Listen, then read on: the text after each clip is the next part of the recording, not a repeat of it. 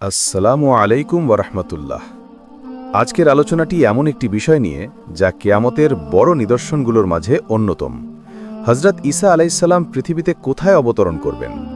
মুসলিম উম্মার ইতিহাসে এই বিষয়টি সবসময় গভীর কৌতূহল ও গুরুত্বের কেন্দ্রবিন্দু হয়ে আছে, কারণ তার অবতরণ শুধু একটি ঐতিহাসিক ঘটনা নয়, বরং বড় বড় ফিতনা থেকে মানবজাতিকে রক্ষা, দাজ্জালের সমাপ্তি ঘটানো এবং ন্যায় প্রতিষ্ঠার এক অবিশ্বাস্য অধ্যায়। কোরআন ও সহিহ হাদিসসমূহে তার আগমনের ব্যাপারে পরিষ্কার ব্যাখ্যা রয়েছে, যা বিশ্বাসীদের ঈমানকে দৃঢ় করে এবং ভবিষ্যতের ঘটনাপ্রবাহ সম্পর্কে ধারণা দেয়। হাদিসে এসেছে, ঈসা আলাইহিসসালাম দুনিয়ায় ফিরে আসবেন পূর্ব দিকের একটি মিনারের কাছে। রাসূলুল্লাহ সাল্লাল্লাহু আলাইহি ওয়াসাল্লাম বলেন যে তিনি দামেস্কের পূর্ব দিকের সাদা মিনারে অবতরণ করবেন। এই বর্ণনা সহিহ মুসলিম সহ প্রধান হাদিস গ্রন্থগুলোতে এসেছে।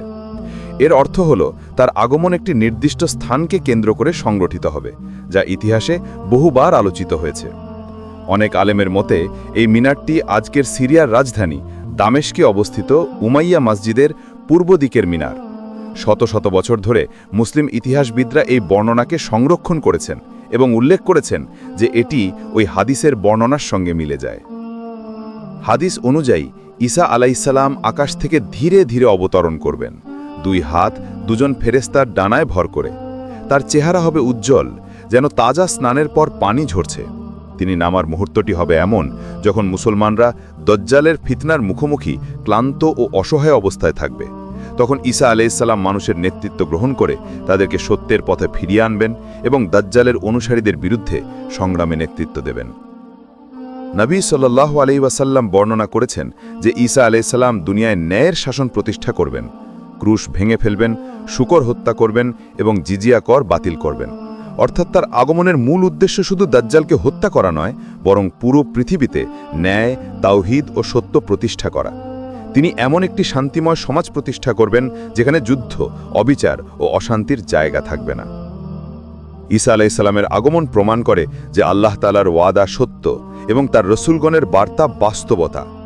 একই সাথে এটি বিশ্বাসীদের জন্য একটি বড় শিক্ষা যে সময় যত কঠিন হোক, যত ফিতনা সামনে আসুক, আল্লাহর সাহায্য আসবেই এবং আল্লাহ তার ইবাদতগার বান্দাদের কখনো একা ফেলে দেন না।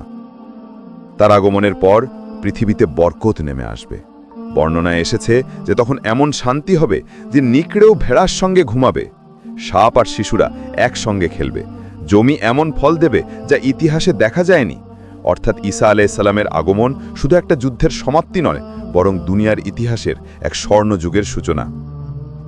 সবশেষে মনে রাখা জরুরি যে এসব আলামত ও ভবিষ্যৎবাণী আমাদের ভয় দেখানোর জন্য নয়, বরং আমাদের ঈমানকে জাগিয়ে তোলার জন্য, যাতে আমরা আমাদের জীবনকে ঠিক করি, ইবাদতে মনোযোগী হই, গুনাহ থেকে দূরে থাকি এবং দুনিয়ার ঝলমলে মোহে আটকে না গিয়ে আখিরাতের জন্য প্রস্তুত হই।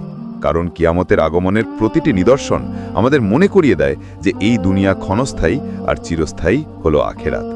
আল্লাহ আমাদের সকলকে সত্য বুঝার তৌফিক দিন, ঈমানকে দৃঢ় করুন এবং কিয়ামতের পরীক্ষার সময় দৃঢ়ভাবে থাকার শক্তি দিন।